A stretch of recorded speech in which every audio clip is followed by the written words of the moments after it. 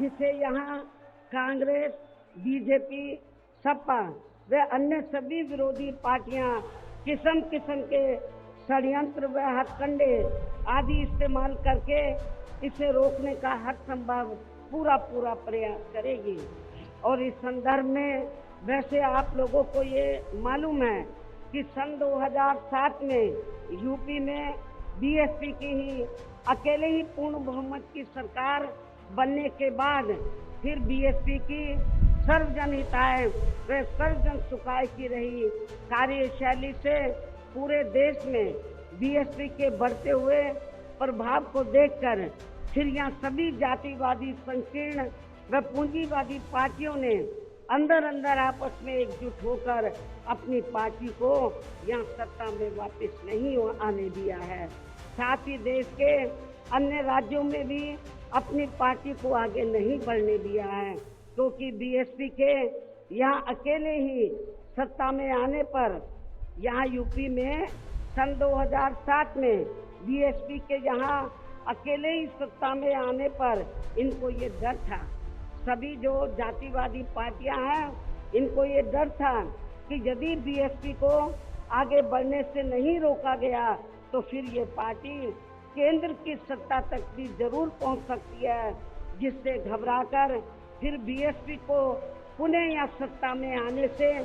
व पूरे देश में भी आगे बढ़ने से रोकने के लिए फिर हुआ ये कि इसके बाद फिर खासकर यूपी में जो भी विधानसभा व अन्य राज्यों में भी विधानसभा व देश में लोकसभा के आम चुनाव हुए हैं, तो उन सभी चुनावों में यहाँ कांग्रेस, बीजेपी, सपा व अन्य सभी विरोधी पार्टियों ने अपनी खासकर जातिवादी मानसिकता के तहत चलकर वे अंदर आपस में एकजुट होकर तथा किस्म किस्म के हथकंडे इस्तेमाल करके फिर बीएसपी को इन्होंने कामयाब नहीं होने दिया। सारी जातिवादी पार्टियां अंदर एक हो गई थी। एक होकर इन्होंने जहां बीएसपी जीत रही थी तो वहां इनको हराया, जो विरोधियों के कैंडिडेट जीत रहे थे उनको इन्होंने अपना वोट ट्रांसफर कराया। इसके साथ ही फिर बाकी रही से कमी ईवीएम में की गई धांधली के जरिए पूरी कर दी गई, जबकि वर्तमान हालातों में ईवीएम के काफी विरोध के चलते ये ईवीएम वाला सिस्टम कभी भी खत्म किया जा सकता है। अब ईवीएम का विरोध बहुत हो रहा है और फिर पुनः यहाँ बैलेट पेपर वाला सिस्टम लागू हो सकता है, इसकी भी काफी संभावना है। ऐसे में अब हर स्तर पर हमेशा अपनी पार्टी को मजबूत बनाते रहना बहुत जरूरी है। इसके साथ ही सावधानी के तौर पर यहाँ मैं ये भी कहना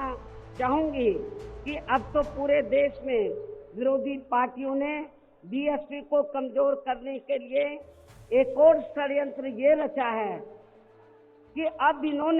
विरोधी पार्टियों ने बीएसपी के विशेषकर दलित बेस वोट को बांटने के लिए इसी समाज में से स्वार्थी एवं बिकाऊ किस्म के लोगों को इस्तेमाल करके व उनके जरिए अनेकों पार्टियां व संगठन आदि भी काफी बनवा दिए हैं, जिनसे ये जातिवादी पार्टियां चुनाव में अपने फायदे के हिसाब से उम्मीदवार खड़े करवा के बीएसपी को कमजोर करने में लगी है। और अब तो ये पार्टियां अंदर खुद अपने वोट ट्रांसफर करा के इनके एक आदि उम्मीदवार भी जिताकर भेज रही है, ताकि इससे दलितों का वोट बांटने में इनको कुछ मदद मिलती रहे। ऐसी स्थिति में अब आप लोगों को पुणे या यूपी में अपनी पार्टी को सत्ता में लाने व अभी हाल ही में बिहार प्रदेश में होने वाले विधानसभा आम चुनाव में तथा आगे चलकर अन्य और राज्यों में भी विधानसभा व देश में लोकसभा के होने वाले आम चुनाव में भी अपनी पार्टी का बेहतर रिजल्ट लाने के लिए ऐसे सभी स्वार्थी एवं बिकाऊ दलित संगठनों व पार्टियों को अपने यार दोस्त, जात बिरादरी व रिश्ते नाते आदि के चक्कर में भी पड़कर अब इनको अपना एक भी वोट देकर खराब नहीं करना है, वरना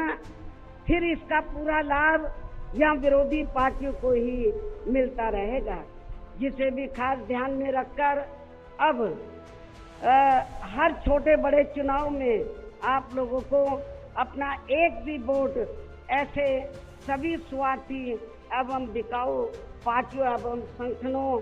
आदि को नहीं देना है, बल्कि अपनी एकमात्र हितैषी पार्टी बीएसपी को ही देना है, ताकि बीएसपी फिर से अपना बेहतर रिजल्ट लाकर पुणे या यूपी की सत्ता में वापस हो सके तथा देश के अन्य सभी राज्यों में भी पार्टी पुणे आगे बढ़ सके। और इसके लिए विरोधी पार्टियों के ऐसे अनेकों और भी सभी हथकंडों से अपनी पार्टी के लोगों को जरूर सावधान रहना है। इसके अलावा पार्टी के लोगों को सचेत करने के उद्देश्य से यहाँ मैं ये भी कहना चाहूँगी कि पिछले कुछ समय से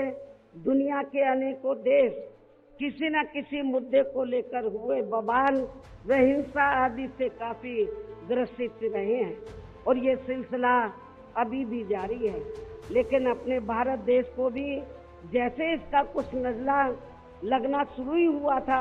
तो उसे फिर तुरंत में ही केंद्र व संबंधित राज्य सरकारों ने सख्ती से निपटा है, जिससे केंद्र व सभी राज्य सरकारों को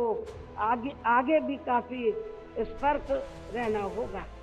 इतना ही नहीं बल्कि देश में आम जनहित के मुद्दों पर आवाज उठाने की बजाय जो पिछले कुछ समय से यहाँ स्वार्थी व शरारती तत्व एक दूसरे के देवी देवता, खुदा व धर्म आदि को लेकर तथा इन पर आए दिन नए नए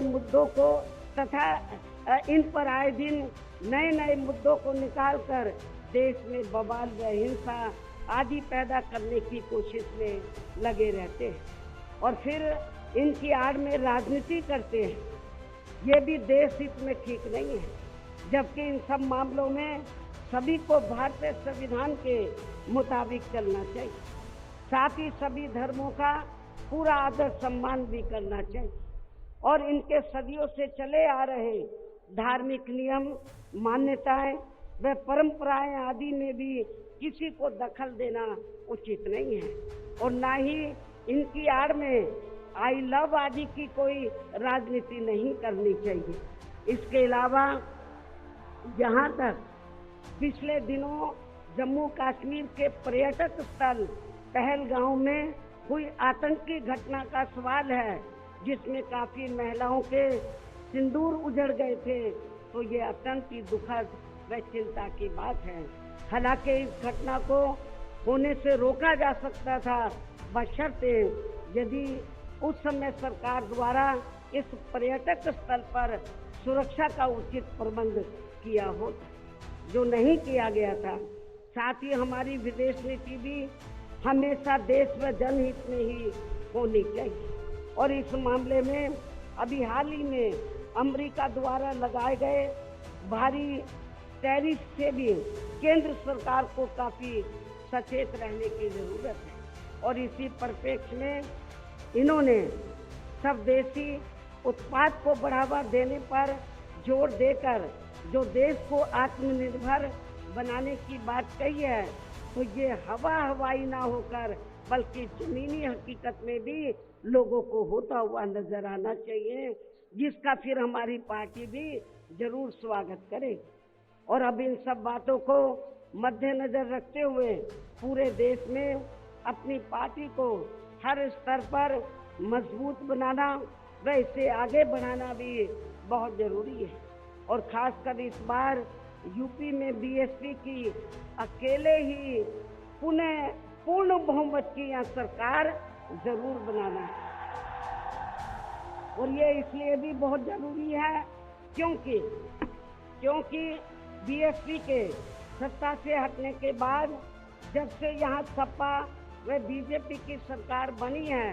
तो तब से यहाँ पूर्व की रही कांग्रेसी सरकार की तरह ही इनकी भी सरकारों में सर्व समाज में से खासकर यहाँ गरीबों, दलितों एवं अन्य पिछड़े वर्गों के लोगों का सही से विकास में उत्थान आदि नहीं हो पा रहा है। और अब इनमें गरीबी एवं बेरोजगारी आदि काफ़ी ज़्यादा बढ़ गई है। साथ ही इनके ऊपर हो रही जुल्म जाति आदि भी काफ़ी चरम सीमा पर पहुंच चुकी है। इनकी बहन बेटियां भी अधिकांश सुरक्षित नहीं रही है। इसके साथ ही इन वर्गों के लोगों को जहां आरक्षण का भी सही से पूरा लाभ नहीं मिल पा रहा है। हालांकि इस संबंध में आप लोगों को ये मालूम है कि इनके आरक्षण को लेकर अभी तक जितने भी मान्य कोर्ट के फैसले आए हैं, तो उनकी सभी जातिवादी पार्टियों की रही सरकारों ने सही से पैरवी नहीं की है, जिससे अब इनको आरक्षण का बहुत कम ही लाभ मिल पा रहा है। और इस मामले में यहाँ मैं ये भी कहना चाहूँगी कि बीएसपी के अथक प्रयासों से देश में एससी व एसटी वर्गों के सरकारी नौकरियों में पदोन्नति में आरक्षण को प्रभावी बनाने के लिए, इसको प्रभावी बनाने के लिए जब केंद्र की रही कांग्रेसी सरकार में संवैधानिक संशोधन विधेयक संसद में लाया गया था, तो तब उसे कांग्रेस पार्टी ने बीजेपी व अन्य आरक्षण विरोधी पार्टियों की अंदरूनी मिलीभगत से पास तक भी नहीं होने दिया था, जो अभी तक की संसद में लटका पड़ा है। जबकि समाजवादी पार्टी के सांसदों ने तो इस बिल को ही संसद में फाड़ दिया था। इतनी ज़्यादा इस पार्टी को इनके पदोन्नति में आरक्षण दिए जाने को लेकर इस बिल से इनको जबरदस्त एलर्जी थी, नफरत थी। ऐसे में अब आप ही ये बताएं, क्या ऐसी स्थिति में कांग्रेस, बीजेपी व सपा आदि जैसी इन जातिवादी पार्टियों में या खासकर अपने दलितों एवं अन्य उपेक्षित वर्गों के लोगों का सही से विकास व उत्थान आदि हो सकता है? मैं समझती हूँ कतई भी संभव नहीं है। इसके अलावा इन्हीं की तरह यहाँ उत्तर प्रदेश सहित पूरे देश में मुस्लिम एवं अन्य धार्मिक अल्पसंख्यक समाज के लोगों का भी सही से विकास व उत्थान आदि होना तो बहुत दूर की बात रही, बल्कि अब तो इनका जान माल व मध्यम आदि भी पूरे तौर से सुरक्षित नहीं रहा है। इनकी स्ट्रक्चर कमेटी की रिपोर्ट भी दरकिनारी कर दी गई है। अपर कास्ट समाज में से गरीब लोगों की तथा विभिन्न क्षेत्रों में लगे लोगों की भी स्थिति हमें कोई खास अच्छी नजर नहीं आ रही है। वैसे भी इन सब मामलों में केंद्र व राज्य सरकारों के भी अधिकांश कार्य सरकारी फाइलों में ही सिमट कर रह जाते हैं। ये भी छिपा नहीं है। कानून व्यवस्था भी यूपी सहित पूरे देश में कोई खास अच्छी नहीं है। हर प्रकार के अपराध भी काफ़ी बढ़ रहे हैं। ऐसे में ये विरोधी पार्टियां सत्ता में आने के लिए खासकर चुनाव के समय में अपने अपने चुनावी घोषणा पत्रों में जो किस्म किस्म के लुभावने वायदे करती हैं, तो उनको फिर ये पार्टियां सत्ता में आने के बाद 50% भी लागू नहीं करती हैं। साथ ही इनके गलत आर्थिक नीतियों की वजह से पूरे देश में गरीबी, बेरोजगारी व महंगाई आदि भी लगातार बढ़ती जा रही है, जिन पर पर्दा डालने के लिए अब ये पार्टियां आए दिन किस्म किस्म के हथकंडे इस्तेमाल करती रहती हैं। इतना ही नहीं, बल्कि अब तो सत्ता एवं विपक्ष अंदर अंदर मिलकर वे अपनी जातिवादी मानसिकता के तहत चलकर यहाँ बाबा साहब डॉक्टर भीमराव अंबेडकर द्वारा निर्मित किए गए इनके मानवतावादी व समतामूलक भारतीय संविधान को भी बदलकर इसे ये पुराने वाले जातिवादी ढांचे में ही परिवर्तित करना चाहते हैं, जिसके लिए इनके साधु संत भी आए दिन पैरवी करते रहते हैं। जिसे हमारी पार्टी बीएसपी कतई भी बदलने नहीं देगी, चाहे इसके लिए हमें कितना भी संघर्ष क्यों ना करना पड़े। तभी फिर यहाँ दलितों, आदिवासियों, पिछड़े वर्गों एवं अन्य उपेक्षित